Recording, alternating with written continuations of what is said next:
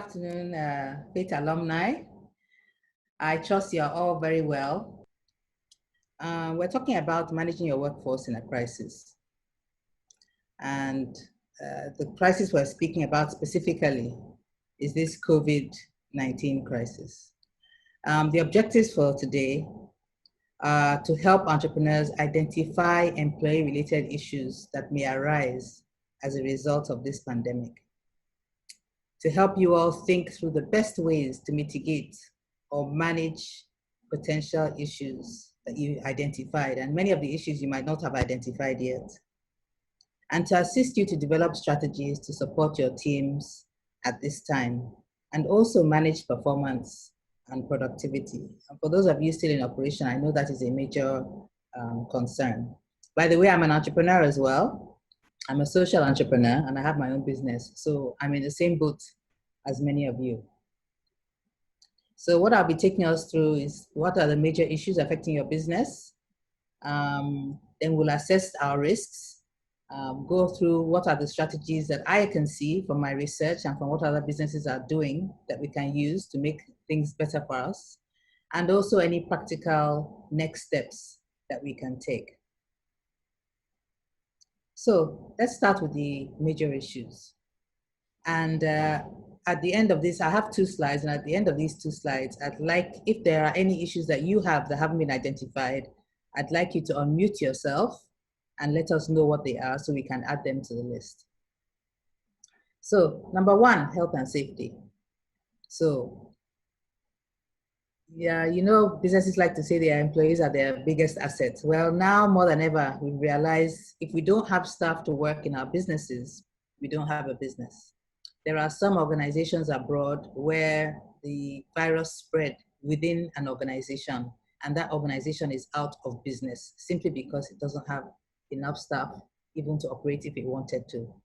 So the health and safety issue is real. Also, at this time of lockdown, I'm assuming that most of us are in Lagos, but some of us might be in other cities. There's a big population of people who are poor, who live hand to mouth, need daily income, and some of them who, from month to month, they live paycheck to paycheck. So if they don't receive a salary, they can't sustain themselves. And so robberies are on the increase. Car hijackings are on the increase. Attacks are on the increase. And I have some of my associates who it has happened to. So this is not hearsay. So there's also security. Some businesses are locked up, and we are anticipating, because this is what has happened in other countries, that they might be looting as well. So it's not just the health safety concern, it's also the security of our physical assets and our lives. So health and safety is a big issue. If you are in the knowledge economy, you have been impacted to to some people, 0 extent, to some other people, a manageable extent. If you're in the productive economy, you are really in trouble for many businesses because you don't have the option of remote working. You are producing actually tangible assets. You need staff to be on the ground. You need them to operate machines. You need them to actually create your products and move them physically. So productive economy businesses have a real issue issue now. For those of you in the knowledge economy or who can convert your businesses partially, take it online, there's a problem of digital infrastructure. Everyone is in lockdown. So do your staff have computers? Do they have mobile internet? Do they have data? Let's say you have data on your phone and you can put your hotspot on and use that for your computers, or if you can use a tablet. Do they have all that hardware, the infrastructure to even carry out the work that you need them to carry out at home? And even if they do they have the skills to work remotely? Do they have the skills to work online? Do you, as a business owners, have the skills to work online? So the digital infrastructure and skills is a big challenge. And the biggest challenge, before we move to the people side, is revenue shortage. For many businesses, this lockdown has meant no revenue, even if you still have customers out there who are ready to buy your products and services. They're in lockdown. They can't pick up your products. they can't use your services. Let's say you own a school. Their children can't come to school. So the summer term is coming. End of April, schools should reopen. It's unlikely, it's looking more and more unlikely that they will reopen. So are parents going to pay fees? And if they don't pay fees, your revenue has dried up completely. And most schools rely on the terms fees to keep their operations going. So it will mean that you can't pay your staff, you can't pay your overhead, you might not be able to pay your vendors, even your receivables. If you have money out there that is due to you, you might not be able to receive it. Let me move to the major issue that we're here to talk about, which is the workforce issues.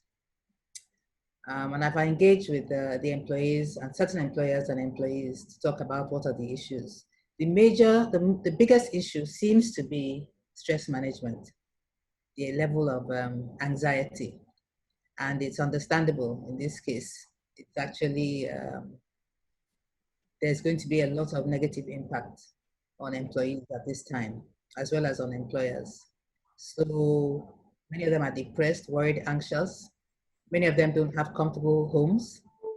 They're living in cramped conditions. So their quality of life has depreciated significantly. The fact that they cannot leave that environment and come to a decent environment to work and go back is a challenge for them. They're in highly densely populated areas. They're worried about catching the virus. And they run out of money because many employees, when they come to work day to day, they pick up tips here and there from satisfied customers or from a generous employer that keeps them going towards the end of the month. And they're not even sure. Many of them got paid in March. I know some employers who only paid half salary in March because their staff didn't work the full month. But most employers paid full salary in March. But April, nobody is sure whether who will be receiving a salary and who won't. So there's a lot of concern about that. And it's not allowing the employees to think straight. Even when the employers go to them with, can you help me with this? Can you help me with that? Their brains need to be able to function. The second one is the physical jobs. So let's just say you have a business where part of your business, so let's talk about your furniture business. You might have some stock that's already ready and that you can take online, you can sell via Instagram, you can sell via website, you know, or reaching out to customers by email to say, if you need furniture at this time, you know, we have these things available and they're ready to buy it. And let's just say you are able to use a delivery service and deliver the furniture to them. It's only your sales and marketing staff and your logistics staff who will be able to participate in that. Your actual factory staff, there's no work for them to do. So their jobs have actually become redundant during this period. And then job performance. You're paying staff, you're paying employees to do work for you, to deliver products and services for you, from which you can generate a revenue. And if they're not able to do that, they can't deliver. So how are you going to evaluate their performance? What's the basis for paying them at this time? Staff motivation. For those of you who do need your staff to continue to do some work, even if it's learning or other things, how do you keep them feeling that, okay, my employer cares about me, they're motivated again about me to work? Nigerians are very entrepreneurial, and a lot of staff, the good ones, are already looking out for what are the options, what skills can I learn quickly. At the end of this period, you may not be able to get them back. So there are many issues. And lastly, which is what Falake mentioned now, is about communication. How are you keeping the communication lines open between you and your staff, between you and your customers, and within your staff? Now I'm going to open up the floor once again. And this time, in terms of your work performance and workforce staffing issues, what is your major worry? Yes, my name is Yinka Oshobu and I run a furniture factory. So I'm one of the people I feel that really was hit because we're in production and we need almost everybody to partake in production. I also feel that we're probably one of the last groups to be able to stabilize when things are over, because we are what I call a non-essential luxury. And one of the things I'm identifying that is of concern to me is basically how my staff are spending their time right now, what their mindsets are for the future. And so last week I created a WhatsApp group for everybody in my factory to communicate. And this has been quite enlightening in terms of the mental state of the staff, their awareness, and what they think will happen, God knows, in the next month or two, in terms of payments, in terms of salaries, in terms of if they can survive their well-being. So that's a serious problem for me because we are suffering right now from a shortage of skill sets. Yeah, my name is Lukman. I'm actually in the knowledge economy. I run a school. So I wouldn't know it's okay to say this, but my challenge within this period, especially with my staff, is actually work overload. Unlike when we were even in the school. Yes. We even found ourselves to even be working almost 18 hours a day now than when the school is actually in operation. So the idea of actually running an online school has not been an easy one. It's tough from both ends because you've gotten to do a lot of material preparation. You've gotten to battle with a lot of resources like internet, your power, the laptops, and all of those things. And the staff also need to do a lot of additional training, acquire additional knowledge, because some of the applications that we are using now are probably not what has been in use before now. So we see ourselves even battling, with more work. The workload is even heavier now that one is even worried about the state of health, the stress for the staff. And I think that's my biggest challenge. I must also say that, of course, for us in the knowledge economy, we even spend more money at this time than when the school is running. We are actually, in fact, the expenditure is rising by the day. So many things are coming up. You are paying for softwares that you never planned for before. You are probably buying internet routers for staff because they need to keep up with their classes from their various homes. Even in some instances, you probably need to support them with power issues, whether you are paying for fuel or you are whatever. So those are quite a number of challenges for us at this period. And I'm just worried about stress management, majorly for my home staff. Thank you. Thank you so much for that contribution. It's really real. It's real. What I will ask you though is that this investment that you are making, how are you sure? What assurance have you received that your parents will pay for the online education that you are investing so much to provide? Yeah, thanks so much, Ma. Anyway, maybe because of the caliber of parents that I actually have, or the kind of market that I serve, I don't have even a 0.001% of any one of them not paying for anything, if there is anything at all.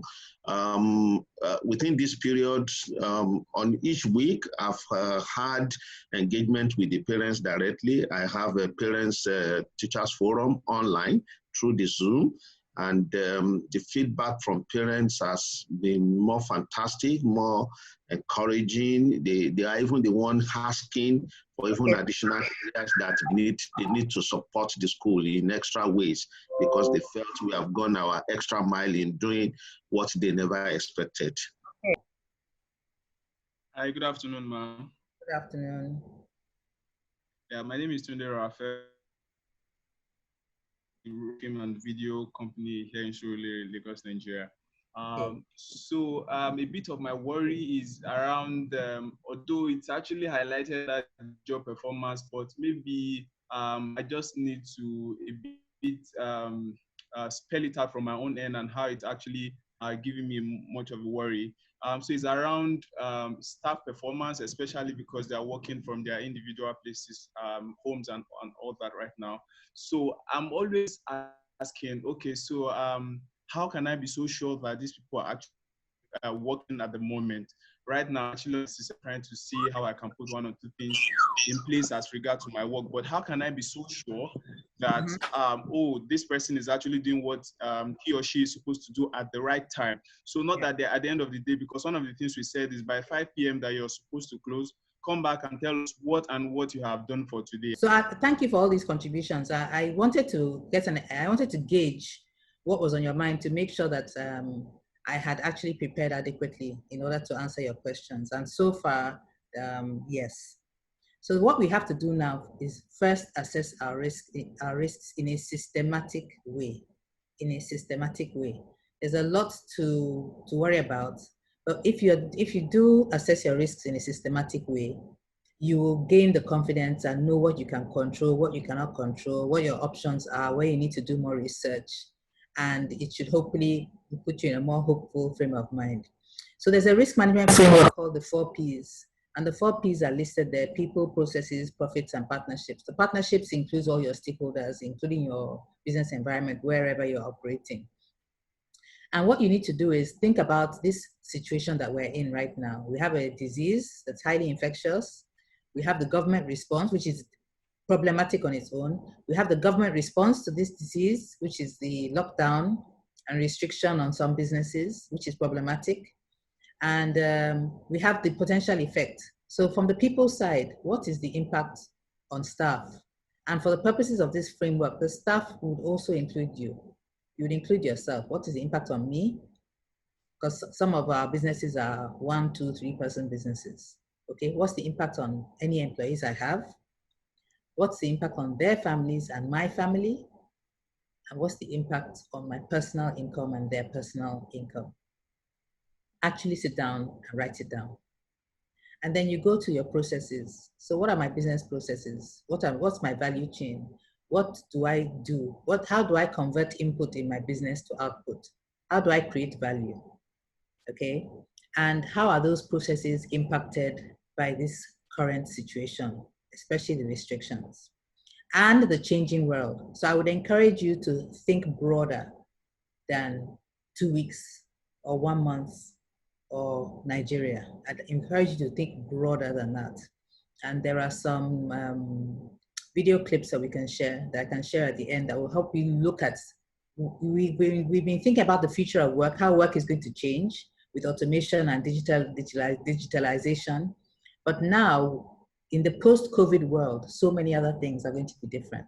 So I'd like you to think much broader than the immediate situation. Plan for the short term as well as the medium and long term. And then your profits. How do you generate the money that you use to pay your bills and then have your profits at the end of it? How are your profits, how is your revenue generation affected by this current situation? And then your partnerships, all your stakeholders, your clients, their ability to pay, their willingness to pay, your suppliers, the government, and the community around you. So how are all these 4 Ps, as it relates to my own business, impacted by the current situation I'm finding myself in? I'd like you to write all of those down. We'll do that after the session.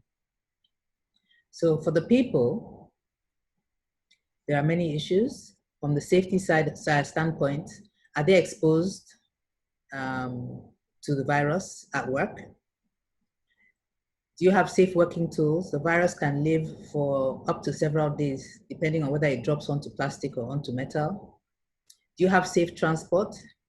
If somebody with the virus sits in a car or holds your car, the handle in your car, the seatbelt in the car, that car can transmit the virus to anybody else. How much personal protective equipment is required in your type of business? Is remote working an option or not for your business, and to what extent? What kind of job security can you offer your employees realistically? Let's be very, very realistic. And where you can't provide job security, what kind of income security? Can you at least give them some sort of allowance in April or in May to tide them over, since while we're in the lockdown, so that at least they're not worried about food or water or electricity and things like that? So these are all the things that you need to be looking at in terms of the people on the people side. You need to have the answers to all of this. Let's go to the processes side. We have many management systems, our business operations, our admin, finance and accounts, human resources, technology, management information systems. To what extent do you have these systems up and running on a technology backbone? Because if they're on a technology backbone, it makes it easier for you to keep them operating remotely. It limits the amount of face time that is required. How about your equipment, your machinery and consumables? Are they being used right now? Would they be of use to somebody else who is in a position to use them right now? How about your raw materials? Do you even still have access to your raw materials?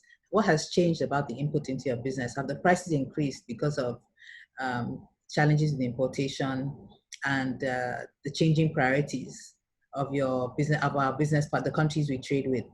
And your logistics in general, your fleet, moving your people around, moving your products around, offering your services. How are your processes impacted?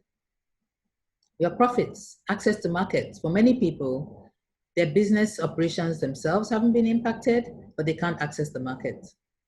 They can't get their products and their services to their clients. The school is a classic example. You have your teachers, you have your teaching material, you have everything, but the parents are not allowed to send their people, their children to school. So what is your access to market? How are you able to deliver your services? How are you able to sell the products that you still have? If you need to go out of state or out of the country, we are exporting. How are you able to do that? How about distribution networks? Some businesses are still in operation, but because the banks are on limited operations, they're having problems with getting their cash collected or deposited. So how are your profits, your revenue generation, how is it being impacted? Your customers, your suppliers. And then partnerships. In terms of stakeholders, there are so many government restrictions, roads, markets, schools, social amenities. Depending on the area you're in, it either continued uninterrupted or it has become worse. And then industries. OPS is organized private sector. How has the organized private sector been affected? There have been some industries that basically have been decimated right now.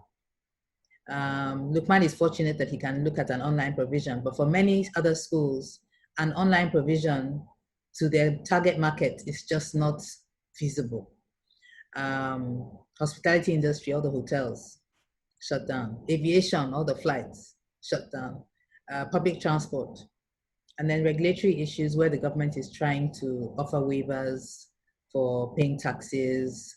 And for those of you who import or who are in regulated industries with pharmaceutical and need NAFDAC or standards organization, how are all those things affected? So you need to look at each of those aspects and assess what is my level of exposure? What are my risks? And once you've done that, we can move on to mitigation. So I'm not going to stop to ask questions, to have people ask questions now, but if you do have a comment or a question to ask about those 4 Ps, I'd like you to write it down so that you remember it, and then you can ask it at the end of my presentation. So let's go to mitigation strategies. And in this one, I'm drawing on collective wisdom that people are developing as this crisis is evolving. How can we mitigate or manage these issues that our businesses are confronted with? So the first one is assess your business, yes? And once you've assessed, you will know whether your risk is low, medium, or high. There are some businesses who know that they're in trouble, but haven't fully assessed their risk. So they don't realize that they're actually at risk of completely going out of business, because the way they are offering their business is not the way that same business will be offered after the crisis is over. So you're not only just talking about surviving the crisis, post-crisis, your business model has disappeared and been replaced by something else. So it's really important for you to assess your level of risk. Depending on your level of risk, you can then take the appropriate strategy. Okay, I just need to survive right now. Where can I get help? Or I'm vulnerable. How can I cover myself? How can I diversify? How can I convert my business a bit? Or I'm in trouble. I need to think about how I'm going to feed myself and my family and look after the welfare of my staff, okay, when everything I don't want to use bad language. What's the proper term for this?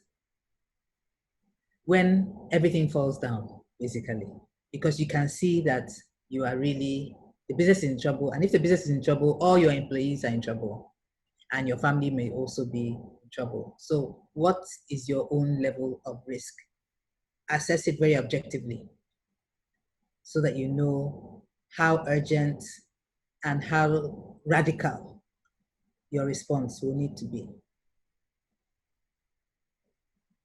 So you also need, that's on one side. On the flip side, on the other side, you also need to assess your level of opportunity. Because there are some people right now running webinars or Facebook live sessions every day on the opportunities that have been created by this crisis. So there are many opportunities out there. You might need to put on your startup entrepreneurial hat once again. First thing, can your business be re-engineered? You know, during this period, how can I reduce my overhead, increase my margin? What can I do? Can I convert my business in the short term into something else completely to take advantage of the new opportunities? So I know some people who have office space, and they've given that office space to be used for the health response, the health crisis response. How much of your business can go online or be converted to e-commerce? How much can your staff actually do at home? Or if not from home, if not come to work, is there another location? Are there some organizations have split their staff up to reduce the density? Are there other locations closer to where they live? Or even part-time, convert them from full-time workers to part-time workers? What assets do you have that others need or you can dispose of? I've mentioned that before. And then what will the business opportunities be in September? Look forward, extrapolate based on what's going on now.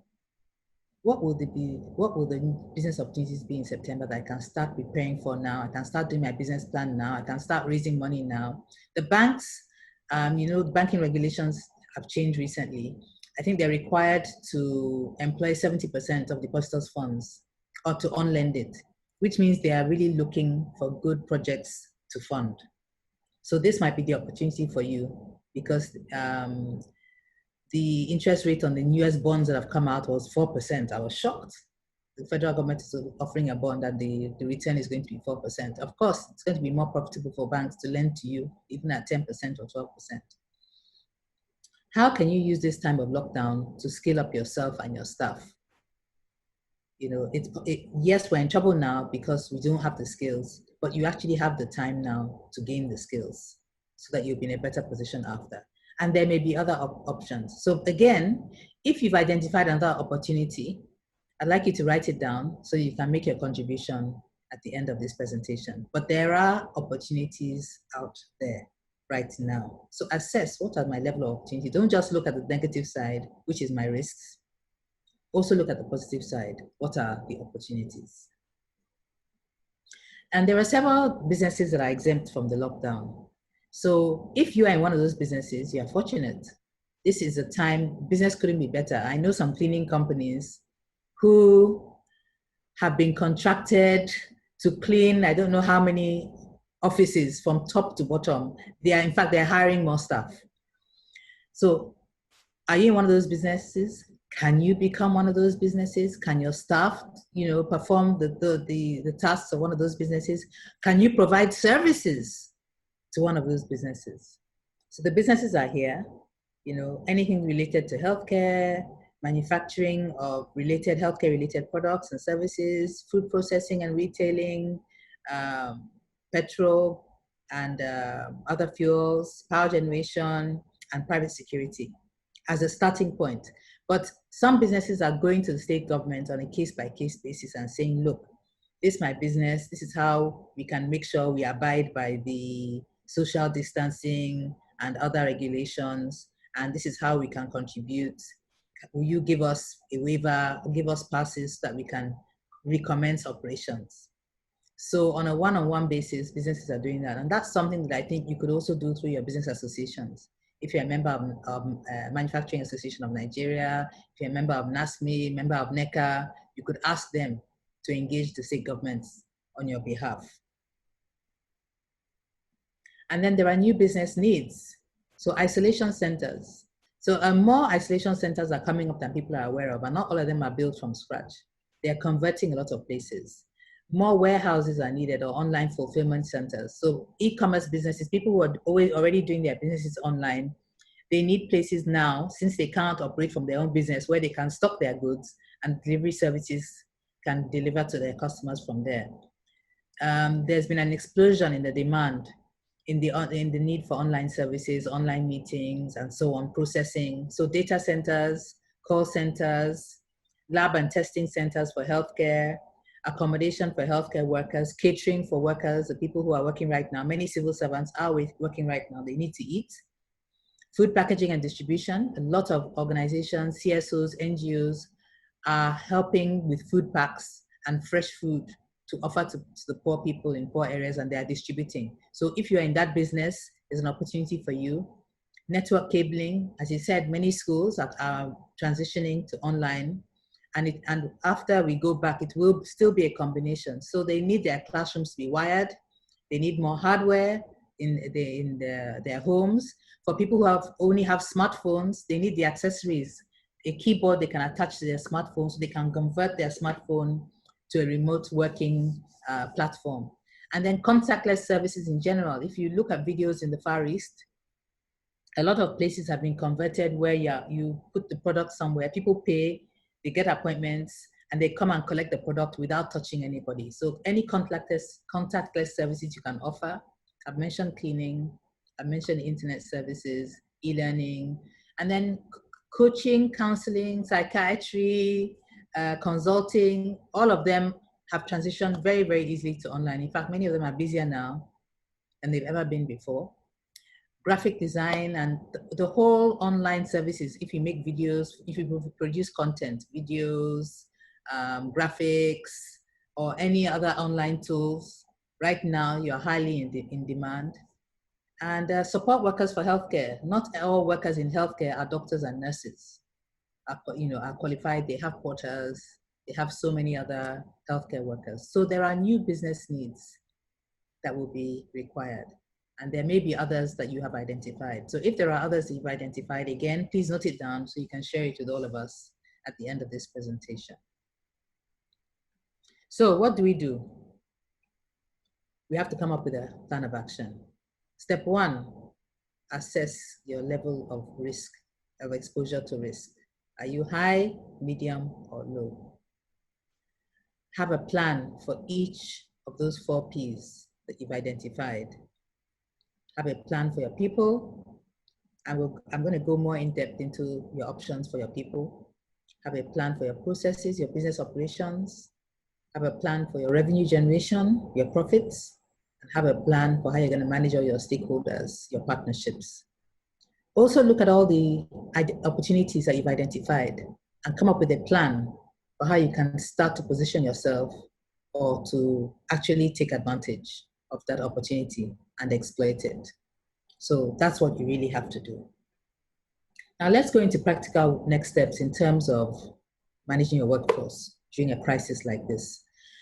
The first thing you have to acknowledge to yourself and to your workers is that this is an extraordinary situation that very few employers find themselves in, very few countries. These are unprecedented times. The last time something like this happened, that 1918 Spanish flu that everybody is talking about, it impacted us in Nigeria as well.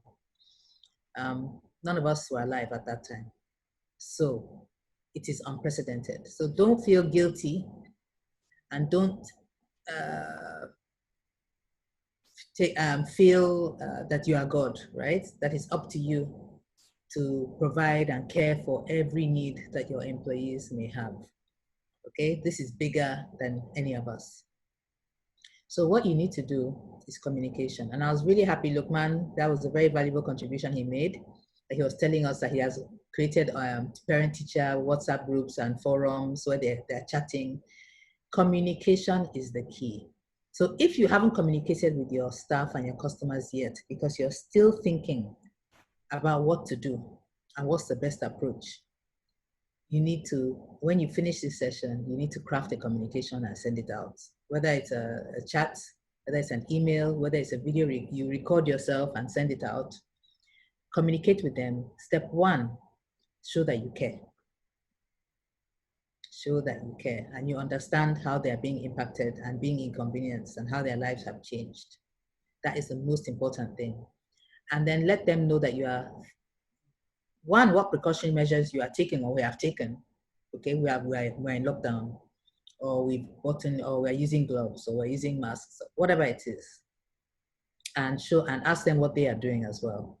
That's step one. You don't have to come up with a solution. Let them know that you understand how they're feeling. The second one is, let them know your own challenges as a business, as an employer and as a service provider.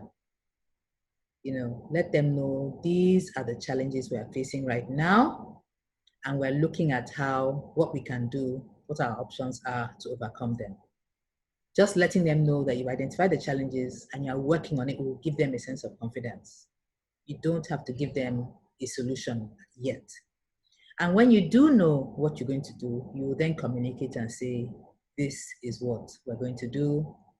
And if you can, let them know, give them a timeline. By this time, by Friday next week, by so and so date, you will hear from us about the steps that we're going to take. Thank you for being, for being part of the team. Thank you for being one of our customers. Thank you for being one of our suppliers. Communication is the most critical thing that you can do right now. If you can open forums for people to exchange, even better, because people are feeling very lonely. And many people, how many of us are overloaded with work? Many more actually have idle time on their hands. So they have the ability, the opportunity to connect with people. They will find that very valuable. So let's go to safety of your staff. Before you can resume work fully, they're going to need to be tested. You're going to need to know who is positive and who is negative. It's all up in the air right now about how that testing is going to be carried out, because right now you can only get tested if you have symptoms or if you know you have been exposed. So we're going to have to talk to health insurers about what they can do if there aren't enough facilities available put in place by the state government or private facilities that are affordable to small businesses. Because I can tell you right now, the Nigerians who are stranded abroad, for example, the ones who are stranded in the UK, the Nigerian government is planning an evacuation flight. But before you can board the evacuation flight, you must have tested, must have taken the test, and you must have tested negative. If you're not showing any symptoms, to take the test, you have to pay £350, which if I use 500 to 1 is, who can help me with that? That's, my maths is so terrible. Is that 1.5? Over 1, yeah, over £350, no. The 300,000 naira, something like that. Sorry, maths is not my strong point. I use computers. I use calculators. So even here, if we're going to, we can't have our staff coming back to work and we don't know whether they're positive or negative. They're going to have to be tested. And we might have to pay for that testing. And then even when they've been tested, COVID-19 is not going to disappear. It is going to be recirculating for at least 18 months. That's what the scientists and the doctors are saying right now. So you have to have protocols in place in your business to make sure that you are keeping yourselves, your staff, your customers, anybody who interacts with you safe. And then if your employees are infected, what are you going to do? During this lockdown period, we know, but post the lockdown period, let's just say business is able to resume. What happens then if your employee becomes infected? Those are things that you need to consider. And then now that let's just say you are in the producing economy, your staff cannot work. So they're absent. They're absent from work due to no fault of their own, okay? What many employers are doing is they're asking their staff to take their annual leave. Now, annual leave is normally paid annual leave. Staff are paid. They still get their salary when they are on leave. So if you can do that, that is what people are doing now, because as far as they're concerned, once the lockdown is over, they don't want to hear about any staff taking time off. They need to make up for lost time. If you have revenue constraints, so you don't have enough money to pay staff who are not working, your option might be to negotiate unpaid leave with your staff. So at least they know they still have a job, but you will not be able to pay them. And the earlier you can let them know in April, the better. It's definitely by mid-April at the latest, you need to let your staff know whether or not they're going to be receiving a salary or some sort of allowance by the end of April. And if you are in the high risk category and basically right now you don't really have a business anymore, you should just immediately suspend the contracts of your staff. Suspending again means that they still have a job, but as exactly what it says, the employment contract has been suspended, but I don't need you for now, so I'm not going to keep you on payroll for now. And once work resumes, I will put you back on and then I will start paying you again. So that goes along with the no work, no pay kind of principle, even though it's not it's through no fault of their own. And if you feel that is a high risk, and what you are doing is you are doing your staff a disservice by making them hold on to a job that might not come back, it's better for you to even terminate the contract so that they know and they immediately start looking for alternative work. And you can terminate it in various ways. You can ask them to resign, you can declare redundancy, or you can terminate with this force majeure. But just so you know that if you declare redundancy, you will be obliged to pay all their terminal benefits. If you still have a gratuity scheme in your company, you will pay them their gratuity and so on. The key here is to discuss with your employees, negotiate with them and agree. If they know the situation your business is in, and you discuss with them and you say, so what do you think we can do? You'll be surprised about the suggestions. They too, they're very realistic. They might come up with some suggestions that you might feel are even harsher than what you would have proposed. So this is an approach to dealing with your staff absence from work and the inability to work remotely or even part-time. This might be some approaches for you. If you can think of anything else, please write it down and share it with us at the end of this presentation. Now, if you have sick leave, if your staff falls sick, that is a different situation altogether. Okay, if you have a sick leave policy for now, because the government hasn't introduced any new policies related to this kind of unprecedented situation. So we'll have to fall back on existing policies. So if you have a sick leave policy in your company, you can abide by the terms of that sick leave policy. If you don't have a sick leave policy, normally staff are entitled to 5 to 10 days paid sick leave in a year. And then if they have serious illness, and that is why you should have workers' compensation and other insurance and for your business, then they're entitled to up to 3 months on full pay and then another 3 months on half pay before you decide to terminate them or let them go on unpaid leave. So what you need to do is discuss workmen's compensation cover with your insurers. What can we do in this kind of situation when our staff becomes sick? And this is not just for now. This, as I said, the virus will most likely be circulating for at least 18 months. So this might be a situation you find yourself in post this lockdown. Performance management. How do you manage performance of your staff who are working from home? There are several things. The first thing is low tech is a good way to start, which is have a call, either teleconference call or video conference call via Zoom, via WhatsApp, okay? Every morning when work is supposed to resume, everybody dials into that call, everybody checks in, you ask them, okay, what are you going to do today? You tell them what they need to do today, you troubleshoot, you give assignments and so on. And then you have another call at the end of the day to say, okay, what happened? Give me an update. How far? You can do it that way. For some of you for whom a daily call doesn't really work, although I really suggest at least the morning one, you hold that morning one. And if the morning one doesn't have to be at 9 a.m. or 8 a.m. when you resume work, it could be at 11, it could be a lunchtime check call. You can also have tools like a daily activity report. Now, a daily activity report is something that the staff should send in at the end of every day before they shut down to say, this is what I spent my day doing. it can be problematic because you might have to chase some staff to submit the daily activity report, whereas they cannot escape the daily call. But you need to initiate some routines like that, so the staff know that there is monitoring going on, and I have to have something to report that I have done today. Otherwise, I will look very stupid. There are other tools, time management tools that you can use. Some of them are online. There's some phone apps you can use.